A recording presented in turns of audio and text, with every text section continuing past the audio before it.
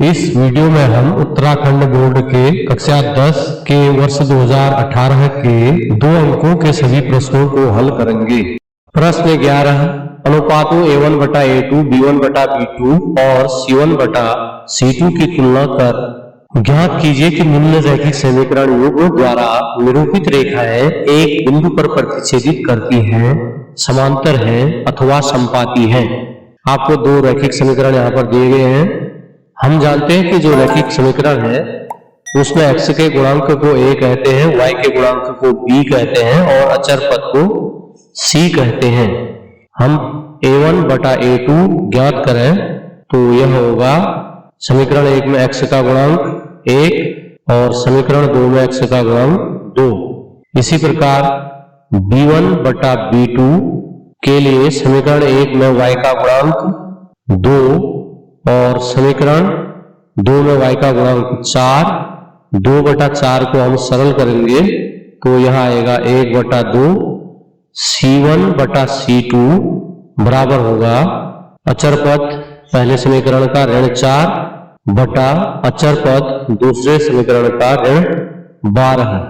ऋण से ऋण कैंसिल, 4 से 12 3 बार कैंसिल, तो C1 बटा C2 का मान 1 बटा 3 है। A1 बटा A2 और B1 बटा B2 आपस में बराबर हैं, लेकिन C1 बटा C2 इनके बराबर नहीं है।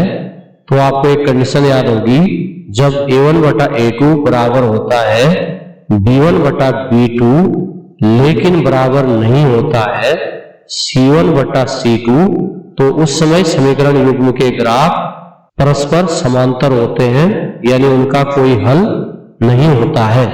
तो इसका उत्तर आएगा समीकरण युग्म के ग्राफ परस्पर समांतर होंगे। प्रश्न 12 है, यदि cos थीटा बराबर 12 बटा 13 है तो cot theta plus cosec theta का मान ज्ञात कीजिए। तो इसे हम 2 विधियों से हल कर सकते हैं, एक सूत्र विधि द्वारा और दूसरा समकोण त्रिभुज के द्वारा भी हम इसे हल कर सकते हैं। तो आपको cos थीटा का मान 12 बटा 13 दिया गया है। cos बराबर होता है आधार बटा कर्ण, तो आधार 12 होगा, कर्ण 13 होगा। तो हम पहले इसका लंब ज्ञात कर लेंगे। लंब बराबर होता है वर्गमूल कर्ण का वर्ग ऋण आधार का वर्ग, तो लंब आ जाएगा 13 का वर्ग यानी 169 माइनस 12 का वर्ग यानी 144। 169 में से हम 144 कम करेंगे तो आएगा 25 और 25 का जो वर्गमूल होगा उसका मान 5 होगा, तो इसका लंब आया 5। हमें ज्ञात करना है cot theta plus cosec theta का मान।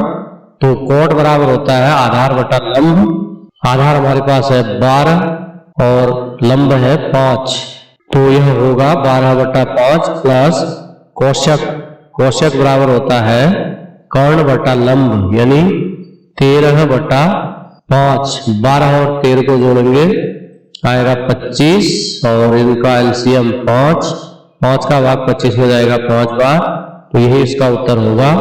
प्रश्न 13 है, y अक्ष पर वह बिंदु ज्ञात कीजिए जो बिंदु 6, 5 और ऋण 4, 3 से समदूरस्थ हो। तो इसके लिए आपको दिया गया है y अक्ष पर एक बिंदु है, मान लिया हुआ बिंदु है P और इसके निर्देशांक हम मान लेंगे 0 और y, क्योंकि जो y अक्ष पर बिंदु होता है उसका x निर्देशांक 0 होता है, तो पहला निर्देशांक आप 0 ले लेंगे, दूसरे को y मान लेंगे। तो प्रश्न के अनुसार आपको दिया गया है इस बिंदु से 6, 5 और ऋण 4, 3 वाले 2 बिंदु समदूरस्थ हैं, अर्थात P से लेकर A तक की दूरी और P से लेकर B तक की दूरी आपस में बराबर दिए गए हैं, आपस में बराबर है।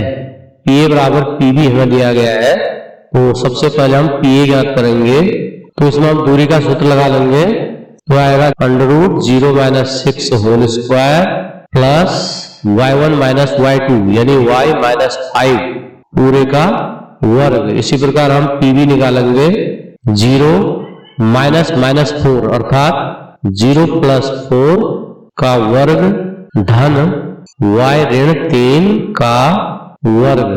दोनों ओर वर्ग कर लेंगे तो अंडर का चिन्ह हट जाएगा, हमारे पास बचेगा 0 माइनस 6 अर्थात माइनस 6 का स्क्वायर 36 प्लस y माइनस 5 का होल स्क्वायर हम खोलेंगे तो आएगा y square minus 10y plus 25 बराबर 0 प्लस 4 4 हो जाएगा, 4 का square 16 plus y minus 3 whole square आप खोलेंगे y square minus 6y plus 9। आप देखिए y स्क्वायर कैंसिल हो जाएंगे, बाई और 36 और 25 को जोड़ेंगे तो यह आएगा 61 माइनस 10y वैसे लिखेंगे बराबर 16 और 9 को जोड़ेंगे 25 ऋण 6y, y वालों को एक और कर लेंगे, ऋण 6y इधर आएगा तो धन 6y माइनस 10y बराबर 25। 61 को हम बाईं ओर से दाईं ओर ले जाएंगे तो ऋण 61 और 6y ऋण 10y का मान हो जाएगा ऋण 4y बराबर 25 ऋण 61 का मान आएगा ऋण 36 और y बराबर हो जाएगा ऋण 36 बटा ऋण 4, ऋण से ऋण कैंसिल हो जाएगा, 4 से 36 9 बार, तो y का मान 9 आया। अतः बिंदु P के निर्देशांक आ जाएंगे 0 एंड 9, यही इस प्रश्न का आंसर होगा। अब इसी के अथवा में एक प्रश्न आपको दिया गया है, बिंदु 4 ऋण 1 ऋण 2 ऋण 3 को जोड़ने वाले रेखाखंड के मध्य बिंदु के निर्देशांक ज्ञात कीजिए। तो रेखाखंड के मध्य बिंदु के निर्देशांक होते हैं x1 प्लस x2 बटा 2 एंड y1 प्लस y2 बटा 2। x1 4 है, x2 ऋण 2 है, तो यह हो जाएगा 4 धन ऋण 2 अर्थात 4 ऋण 2 बटा 2 और y1 plus y2 minus 1 plus minus 3 अर्थात माइनस 3 बटा 2, तो 4 ऋण 2 का मान होगा 2 बटा 2, ऋण 1 ऋण 3 हो जाएगा ऋण 4 बटा 2, 2 का भाग 2 में एक बार, 2 का भाग ऋण 4 में ऋण 2 बार, यही इसका आंसर होगा। प्रश्न 14 है, दो खिलाड़ी संगीता और रेशमा टेनिस का एक मैच खेलते हैं।